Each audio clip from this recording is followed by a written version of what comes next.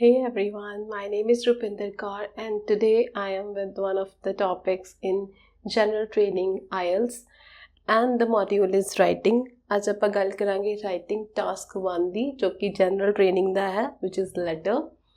So before starting this question I have a few things to tell you because ਜਦੋਂ ਵੀ ਅਸੀਂ ਕੋਈ ਵੀ writing ਦਾ essay ਕਰਦੇ ਆ ਜਾਂ letter ਕਰਦੇ ਆ क्वेश्चन पढ़ना बहुत ज़रूरी होंदा and the instructions as well ਇਹਦੇ ਲਈ इंस्ट्रक्शंस ਹੁੰਦੀਆਂ ਨੇ कि you are supposed to complete this task in 20 minutes total 1 hour ਦਾ ਹੁੰਦਾ ਉਹਦੇ ਵਿੱਚੋਂ 20 minutes ਆਪਾਂ letter 1 ਲਈ ਮਿਲਦੇ ਆ and rest 40 minutes are for task 2.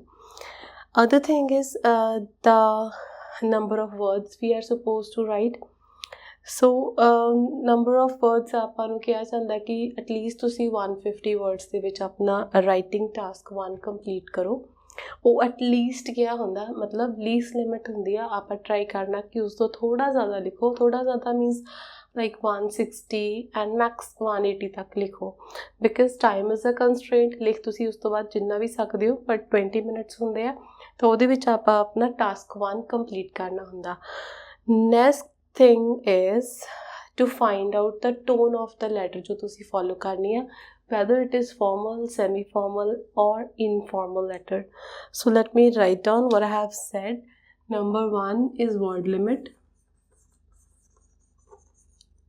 You should write it more than 150 words. Second thing is time.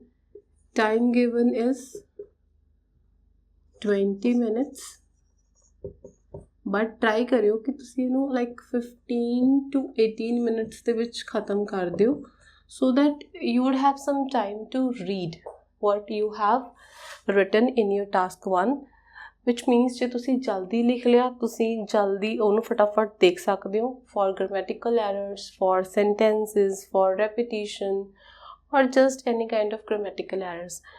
So time is very important try ਕਰਿਓ 15 to 18 minutes ਦੇ ਵਿੱਚ ਕਰਦੇ ਹੋ ਕਿਉਂਕਿ ਜੇ ਤੁਸੀਂ ਇਹਦੇ ਵਿੱਚ 20 ਤੋਂ ਜ਼ਿਆਦਾ ਮਿੰਟਸ ਲੈ ਗਏ ਦੈਟ ਮੀਨਸ ਤੁਹਾਨੂੰ ਟਾਸਕ 2 ਸਫਰ ਕਰੇਗਾ ਤਾਂ ਉਹਦੇ ਵਿੱਚ ਸਾਰੇ ਆਈਡੀਆਜ਼ ਵੀ ਆਪਾਂ ਖੁਦ ਲੱਭਣੇ ਹੁੰਦੇ ਨੇ ਇਹਦੇ ਵਿੱਚ ਸਾਨੂੰ ਮੋਸਟਲੀ ਚੀਜ਼ਾਂ ਗਿਵਨ ਹੁੰਦੀਆਂ ਨੇ ਵੀ ਕੀ ਲਿਖਣਾ so these are a few things ਜਿਹੜੇ ਤੁਸੀਂ ਫੋਲੋ ਕਰਨੀਆਂ ਨੇ and obviously the tone of the letter right tone follow ਕਰਨਾ ਜ਼ਰੂਰੀ ਹੈ ਕਿ ਲੈਟਰ ਜੋ ਤੁਹਾਡਾ ਹੈ ਦੈਟ ਇਜ਼ ਫਾਰਮਲ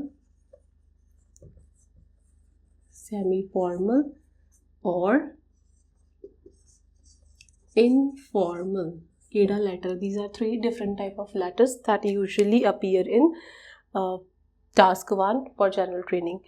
So ਇਹਦੇ ਤੇ ਇੱਕ ਮੇਰਾ detailed video ਹੈ if you need everything in explanation of like what formal, semi-formal and informal letter is and how to find that particular type of letter. So ਤੁਸੀਂ ਮੇਰਾ ਇਹ video ਮੇਰੇ YouTube channel IELTS CLP9 ਤੇ ਦੇਖ ਸਕਦੇ ਹੋ. Now moving on to this topic. So the question is you are due to start a new job next week but you will not be able to because you have some problems. ਤੁਸੀਂ ਕੋਈ job start ਕਰਨੀ ਸੀ new next week but ਤੁਸੀਂ ਨਹੀਂ ਕਰ ਸਕਦੇ because of some problems so write a letter to your new employer in your letter ਤੁਸੀਂ ਆਪਣੇ ਨਿਊ ਐਮਪਲੋਇਰ ਨੂੰ ਲੈਟਰ ਲਿਖਣਾ ਐਂਡ ਉਸ ਲੈਟਰ ਦੇ ਵਿੱਚ ਤੁਸੀਂ ਦੱਸਣਾ explain your situation describe your problem and tell him or her when you think you can start.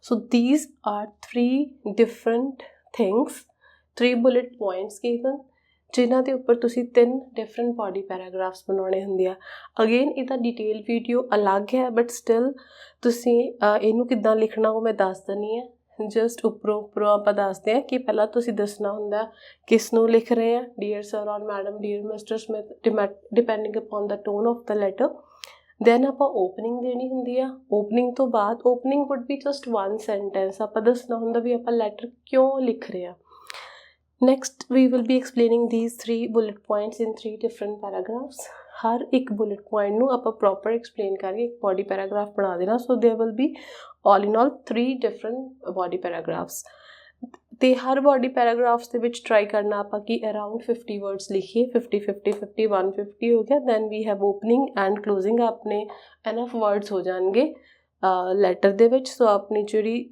Letter ਹੈ ਉਹ ਅੰਡਰ ਲੈਂਥ ਨਹੀਂ ਰਹੇਗੀ।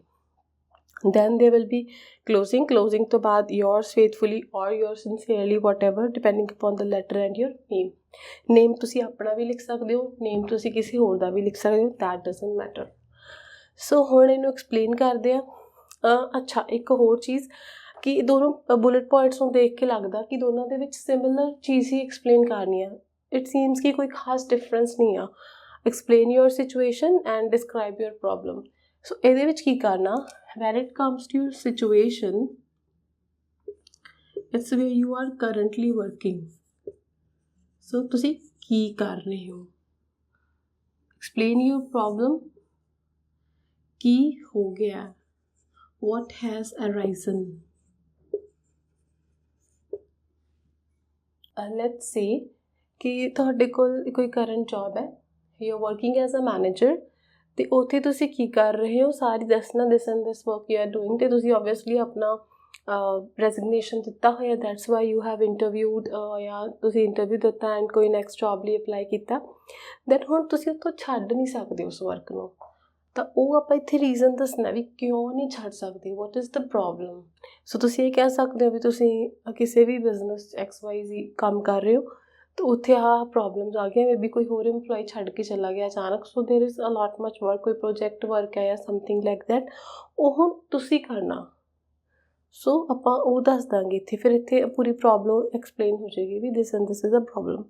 Then tell him or her where or when you think you can start the work. ਫਿਰ ਤੁਸੀਂ ਅਗਲੇ ਨੂੰ intimate ਕਰਨਾ ਵੀ ਇੰਨੀ ਡੇਟ ਨੂੰ ਜਾਂ ਇਨ ਦਿਸ ਐਂਡ ਦਿਸ ਮੰਥ ਔਰ ਵੀਕ ਮੈਂ ਦੁਬਾਰਾ ਜੋਬ ਜਿਹੜੀ ਹੈ ਸਟਾਰਟ ਕਰ ਲੈਣੀ ਹੈ। ਦੈਨ ਆ ਜਾਂਦਾ ਆਪਣਾ ਕਲੋਜ਼ਿੰਗ। ਹੁਣ opening and closing I have just written here. ਉਸ ਤੋਂ ਪਹਿਲਾਂ ਜਦੋਂ ਆਪਾਂ ਗੱਲ ਕਰਦੇ ਹਾਂ ਕਿ ਤੁਸੀਂ ਕੋਈ ਨਵੀਂ ਜੋਬ ਸਟਾਰਟ ਕੀਤੀ ਹੈ and you are writing this letter to your new employer means your boss, so obviously that would be the formal letter। there might be some students ਜੋ ਇਹਨੂੰ ਲਿਖਣਗੇ in a semi formal way, but ਜੋ ਹਜੇ ਸਾਡਾ boss ਹੈ ਜਿਹਦੇ ਨਾਲ ਅਸੀਂ ਕੁਝ ਖਾਸ ਜਾਣ ਪਹਿਚਾਣ 'ਚ ਨਹੀਂ, ਅਸੀਂ ਉਹਦਾ ਨਾਮ ਨਹੀਂ ਲਿਖ ਸਕਦੇ ਡੀਅਰ ਮਿਸਟਰ ਸਮਿਥ ਕਰਕੇ। ਐਂਡ ਸੇਮ ਜਦੋਂ ਅਸੀਂ ਉੱਪਰ dear sir or even you can write dear madam, ਜੇ ਤੁਸੀਂ ਡੀਅਰ ਸਰ ਜਾਂ ਡੀਅਰ ਮੈਡਮ ਨਾਲ ਲੈਟਰ ਸਟਾਰਟ ਕਰਦੇ ਹੋ। So here I have framed a sample answer of a few things, not the whole letter. So we will start it with dear sir or madam, मतलब either you can write here dear sir or you can write here dear madam। एक ही लिखांगे, not because सानू पता भी who is the boss। then the opening of the letter, आपा simply in one well framed sentence इत्थे दस देना कि I am writing concerning the position of assistant office manager that I am due to begin next Monday, or even you can write the date here, however a problem has arisen or a problem has occurred। so this is the complete thing। ਤੁਸੀਂ ਅਗਲੇ ਨੂੰ ਦੱਸ ਦਿੱਤਾ ਕਿ ਤੁਸੀਂ letter ਲਿਖ ਕਿਉਂ ਰਹੇ ਹੋ, ਬਿਕਾਜ਼ ਪੋਜੀਸ਼ਨ ਇਸ ਲਈ ਲਿਖੀ ਹੈ, there might be many other vacancies in that same organization ਜਿਹਦੇ 'ਚ ਤੁਸੀਂ same apply ਕੀਤਾ ਸੀ, so it's mandatory to write here the position as well। ਸੋ ਆਪਾਂ ਦੱਸਤਾ ਕਿ ਤੁਸੀਂ ਕਿਹਦੇ ਕੰਸਰਨਿੰਗ ਲਿਖ ਰਹੇ ਹੋ, position of assistant office manager, ਜਿਹੜੀ ਕਿ ਤੁਸੀਂ ਸਟਾਰਟ ਕਰਨੀ ਸੀ, ਕਮੈਂਸ ਕਰਨੀ ਸੀ ਆਪਣੀ job on next Monday. So but ਕੀ ਹੋਇਆ, ਇੱਕ ਪ੍ਰੋਬਲਮ ਆ ਗਈ ਹੈ। ਦੈਨ ਤੁਸੀਂ ਕੀ ਕਰੋਗੇ, you will right the 3 body paragraphs here। so next we have the closing। for closing we will write I look forward your kind consideration to this matter। So ਆਪਾਂ ਅਗਲੇ ਨੂੰ ਬਹੁਤ ਹੀ ਪੋਲਾਈਟਲੀ ਲਿਖਣਾ, ਕਿਉਂਕਿ this is the formal letter, the tone should be very very polite. So I look forward your kind consideration to this matter, or you can write in a very simple words I look forward hearing from you, or I look forward hearing from you very soon। but this seems more appropriate because it will add more words to your letter, so you need to elaborate everything। so we need to reach the word limit more than 150। so then after writing this closing we will write the closing salutation, that will be yours faithfully because the letter is formal, then your full name, or you can write any full name। for example, if you are writing your name, for me it will be Rupinder Kaur, or if I will write any other name, it can be Mark Smith. Any English name you can write, or even the Indian name, whatever you like to write, you can write it. So binding up everything, again let me explain. There are a few things we need to consider while writing such formal letters. So here we need to consider word limit for the first, like you are supposed to write more than 150 words. Second is the time. We need to be very careful about the timing.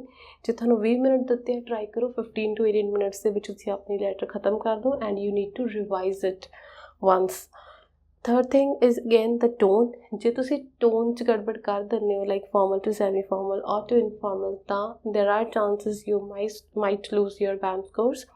सो बहुत ध्यान रखना, ਇਹਦੇ ਉੱਪਰ video ਤੁਸੀਂ ਮੇਰੇ YouTube channel ਤੇ ਦੇਖ ਸਕਦੇ ਹੋ. Then again opening should be very impressive, ਕਿਉਂਕਿ ਇਹ ਚੀਜ਼ ਆ ਜੋ ਤੁਹਾਡੇ ਲੈਟਰ ਦਾ ਫੇਸ ਆ.